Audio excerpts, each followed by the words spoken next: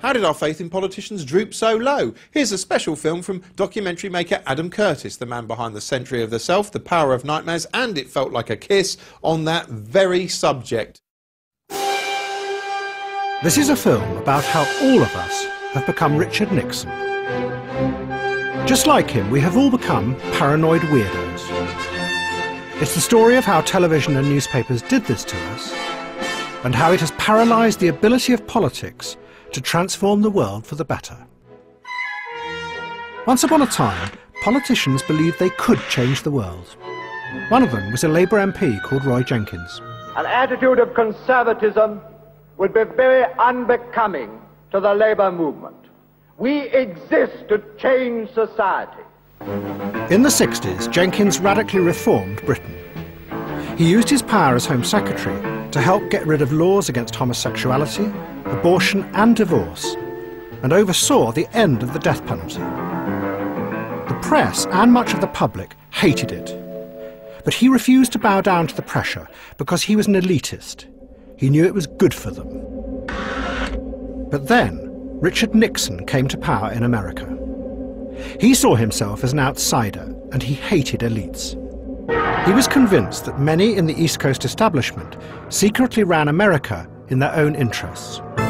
Snooty academics, liberal foundations, film stars, heads of big corporations, and even the CIA.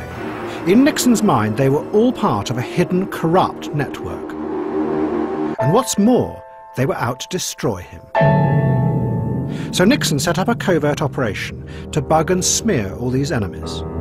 But in 1972, they got caught bugging the Democrats in the Watergate building. Nixon tried to cover it up, but he was exposed by the Washington Post.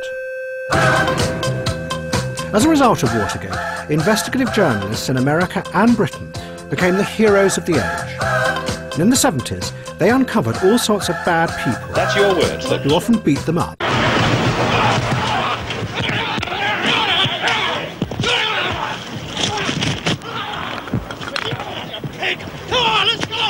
But then, the journalists began to uncover the strangest thing. They found corruption in the heart of the elites who ran their country. Politicians and civil servants took bribes. The security services assassinated people illegally.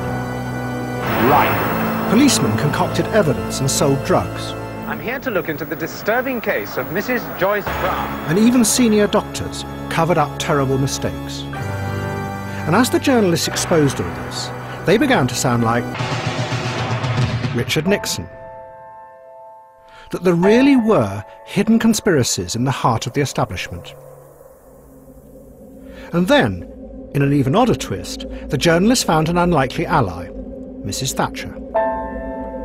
Mrs. Thatcher wanted to roll back the power of the state. And to her, the professional elites, the civil servants, lawyers, doctors, the broadcasters, were all terrible hypocrites. They talked loudly of public duty, but secretly they were running things in their own interests. So she spent the 80s attacking these groups as a threat to Britain. Helped by Rupert Murdoch, who detested elitism in Britain and America. They hate to see someone communicating with the masses. They feel that newspapers, the written word is not for the masses. That should be left to television, or perhaps to nobody. But there's a great deal of elitism. But then, in the 1990s, the journalists became even more like Richard Nixon. Like him, they started to see hidden enemies everywhere. They were enthusiastically supported in this by some members of the middle-class elites, doctors, psychiatrists and academics, who reinvented themselves as experts, who said that they too could identify dangers lurking just under the surface of our everyday lives that we couldn't see. Experts uncovered hidden threats like sexual abuse, paedophilia, and even networks of satanic abuse on a vast scale. Doctor believes that many multiple personality patients were sexually abused by satanic cults. Other experts predicted hundreds of thousands would die from the epidemic of BSE-CJD.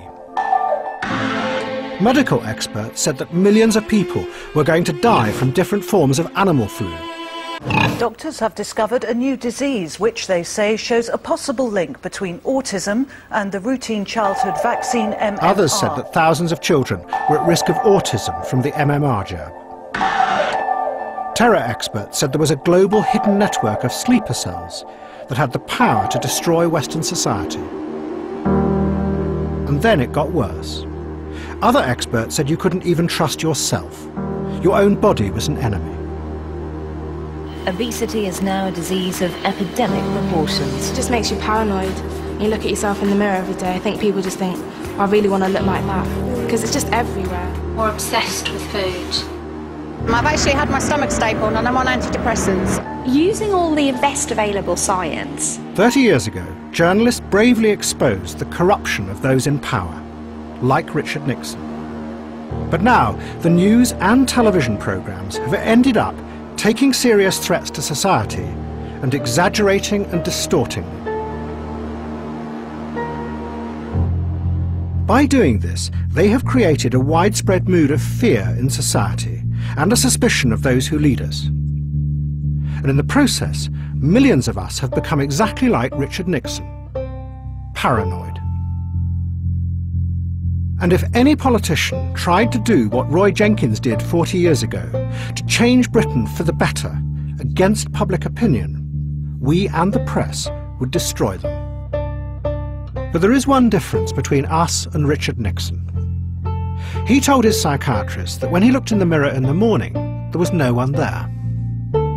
When we look in the mirror in the morning, we think we're too fat.